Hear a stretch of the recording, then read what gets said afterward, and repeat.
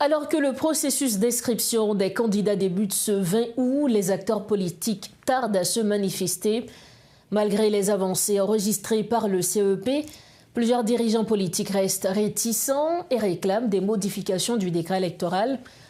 L'ancien député Deus Deronet du parti EDEM est notre invité ce soir à Metro News.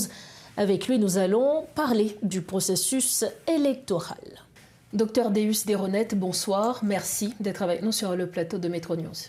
Bonsoir, Dr Barthelemy, et bonsoir à tout le monde. Alors, nous sommes ici pour parler du processus électoral par rapport aux avancées qui se font actuellement, docteur Deronet.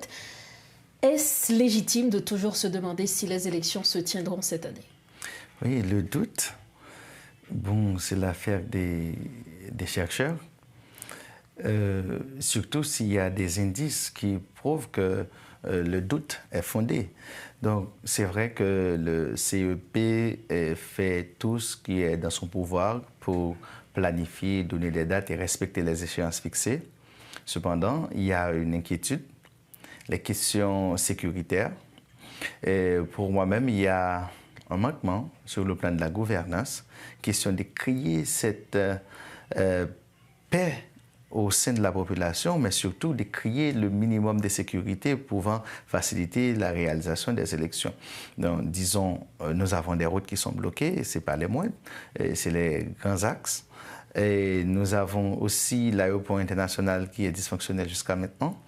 Et vous savez, pour réaliser les élections, il faut donner cette possibilité aux candidats de pouvoir rencontrer les personnes, rencontrer les communautés, discuter mais en groupe. Et là, on ne sait pas comment encore adresser la population dans deux départements, notamment l'Ouest et l'Artibonite, mais surtout, comment on va pouvoir aller dans les autres départements si les moyens ne sont pas disponibles. Est-ce que l'État va dire que pour les candidats, on va disposer des moyens de survoler Haïti? Voilà. Et il y a tout ça. Donc pour moi-même, il y a ce côté, jusqu'à présent, il y a un manque de communication du côté du gouvernement pour dire quand vous parlez de sécurité, et si vous souhaitez nous parler, nous communiquer sur une forme de sécurité minimum pour réaliser les élections. Quels sont les éléments de cette sécurité minimum? Comment on va procéder et comment on va faire? Parce qu'il y a des gens qui sont indécis par rapport au processus, alors que les échéances arrivent, CEP fonce et le gouvernement reste muet. Voilà. Dans ce cas, quel devrait être le comportement des acteurs politiques, puisque vous êtes un acteur politique en tant qu'ancien député également? Est-ce que vous pensez qu'il serait bon, vous, en tant qu'acteur, de vous mettre ensemble, d'aller vers le gouvernement? Qu'est-ce qu'il faut faire? Puisque le constat a été fait, il y a la question sécuritaire qui pose problème, le Conseil électoral provisoire avance dans ses préparatifs pour les élections. Quel devrait être le comportement des acteurs dans ce cas? Et c'est une préoccupation aussi, parce que là, il y a ce jeu d'intérêts, où les intérêts qui ne sont pas disons, qui sont divergés tellement, mais certaines fois avec un objectif commun, l'objectif de sauvegarder la patrie, l'objectif de relever Haïti, et on pourrait, disons, transcender, on pourrait aller vers un dépassement de soi pour se mettre ensemble. Mais là encore, on dirait que la crise persiste, les situations sont difficiles, mais les acteurs ne sont pas conscients. C'est comme si on n'est pas conscient de la situation réelle d'Haïti. Mais ils s'inscrivent quand même. Donc, et il y a dans le CEP, intéresse les acteurs politiques à se mettre ensemble, mais on dirait que ce n'est pas par vouloir de se mettre ensemble, ce n'est pas par solidarité, et puisque les regroupements ne se font pas sur base d'idéologie politique, on dirait qu'on se met ensemble pour avoir un grand groupe pour bénéficier, disons, les incitatifs du Conseil. Mais maintenant, s'il faut placer Haïti en premier et placer Haïti au-delà de nos intérêts, je pense qu'il est de notre devoir, comme acteurs politiques, de se mettre ensemble et de demander au gouvernement qu'est-ce que vous allez faire avec nous. Parce qu'il y a le temps électoral qui va arriver, là, c'est un mois, quelques jours. Si on devrait lancer les campagnes électorales le 5 octobre, dites-nous avant le 5 octobre, qu'est-ce que vous allez faire pour nous rassurer et qu'est-ce qu'ensemble on peut faire pour sauver Haïti. Parce que je pense qu'il est important aujourd'hui à ce qu'on voit ensemble. Et qu'est-ce qu'on peut faire pour Haïti, pour notre patrie.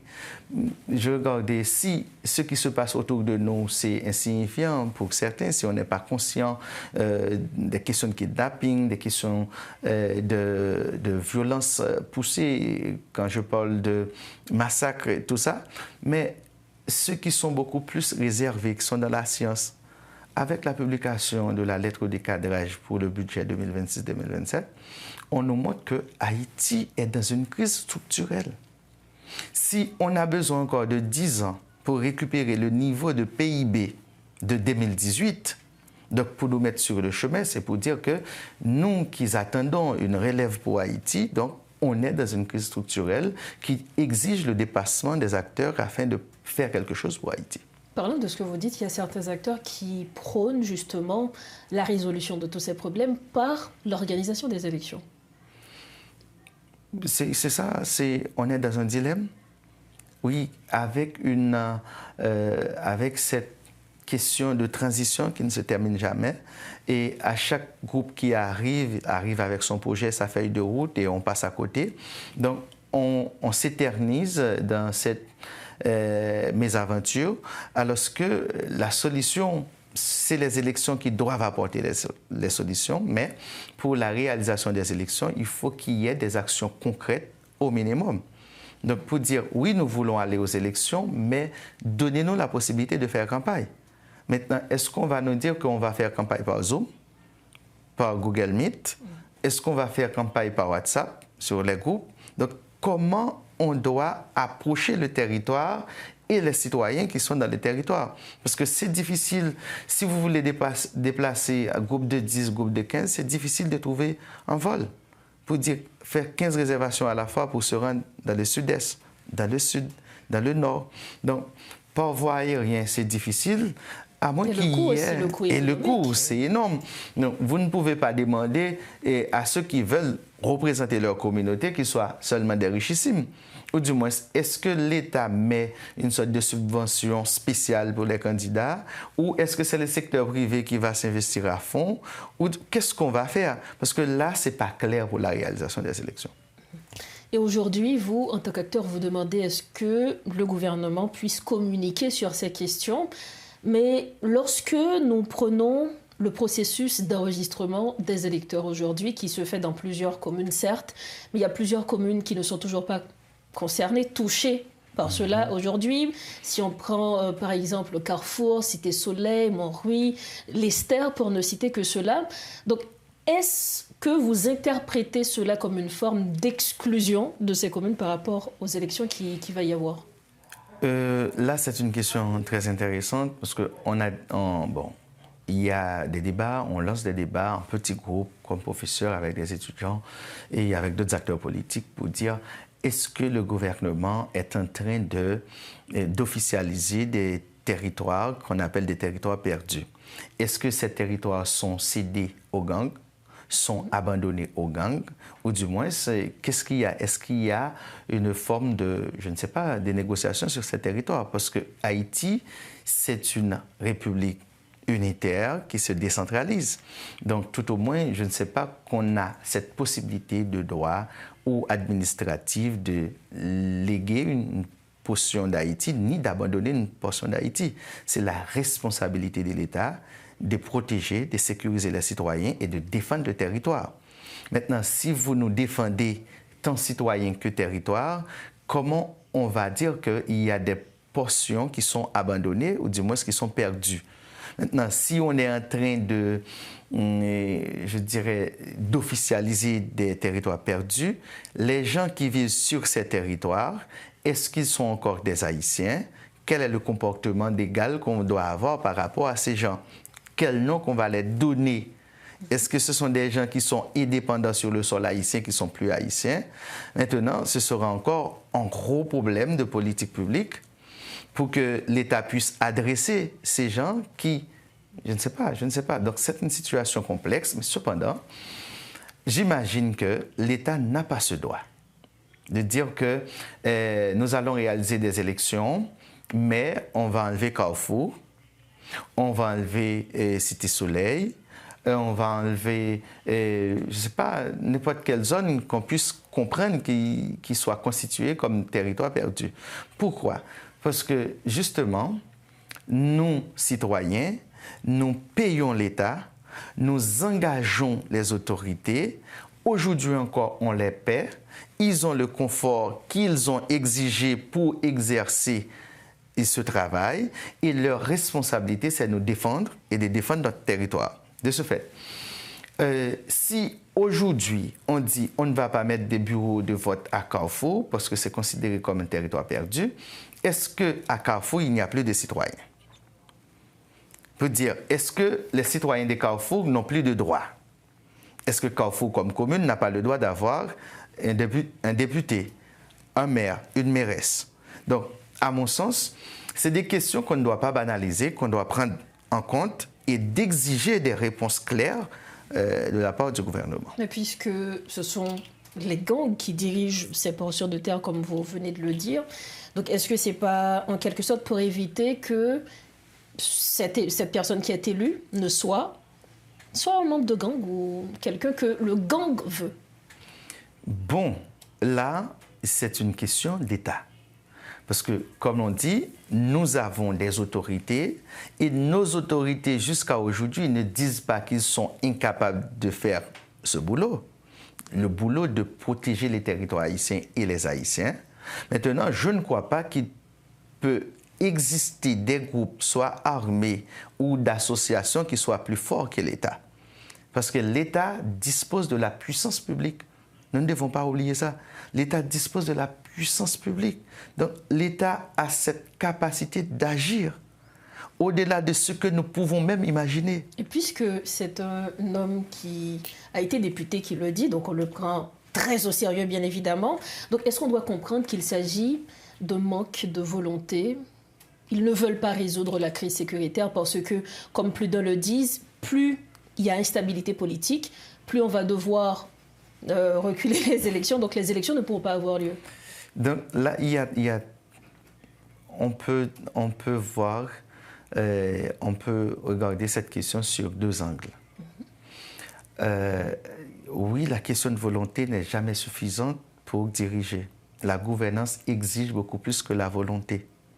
La gouvernance exige la volonté, la capacité et la responsabilité. Donc, c'est pour dire, oui, on peut trouver des hommes et des femmes d'État qui ont la volonté, mais ça ne suffit pas. Mais qu'est-ce qui leur manque aujourd'hui, ceux qui nous dirigent actuellement? Je pense qu'il y a un problème de capacité, et grave. Pour moi, le diagnostic de la situation et de la crise est mal posé, tant pour l'instabilité politique que pour les crises de sécurité et les crises sociales aussi. Pour moi, le diagnostic est mal posé. Donc, dès qu'on a mal réalisé le diagnostic, donc vous ne pouvez pas venir avec des résultats ou du moins des solutions qui puissent coller avec, parce que le diagnostic est mal fait. Donc, à mon sens, il faut qu'il y ait moins d'émotions. Il faut qu'il y ait tout au moins un effort de planification. Parce que pour aborder une crise, il faut qu'on l'aborde sur un plan, il faut l'aborder suivant une démarche. C'est un processus. Quel est l'élément qu'on doit toucher avant? Parce qu'aujourd'hui, on dirait que le gouvernement n'est pas conscient que notre système économique est à la base de la violence. Aujourd'hui, le gouvernement n'est pas conscient. Est-ce que c'est une volonté réelle pour des gens d'intégrer les groupes armés, ou du moins les gens intègrent les groupes armés parce qu'il y a une autre raison? Et la raison, pour moi-même, c'est la vulnérabilité économique, la vulnérabilité sociale, qui exige qu'on adresse ces problèmes avec des politiques publiques. Pour moi, l'action publique est inefficace. Et cette inefficacité de l'action publique découlant d'une mauvaise gouvernance depuis des années a engendré l'existence de cette crise. Et maintenant, quand vous voulez aborder la crise de sécurité seulement avec des chars blindés, avec des armes et des munitions, pour moi, vous faites fausse route. il faut qu'il y ait des politiques publiques, il faut qu'il y ait une action publique concrète puissant adresser les situations sociales, les situations de vulnérabilité économique, et vous allez voir que petit à petit, vous approchez vers une résolution de la crise sécuritaire. Et c'est donc sur ces mots que nous allons refermer cette entrevue. Merci infiniment à vous, docteur Deus Desronet. Merci beaucoup. Merci beaucoup et merci à ceux qui nous regardent. Merci encore.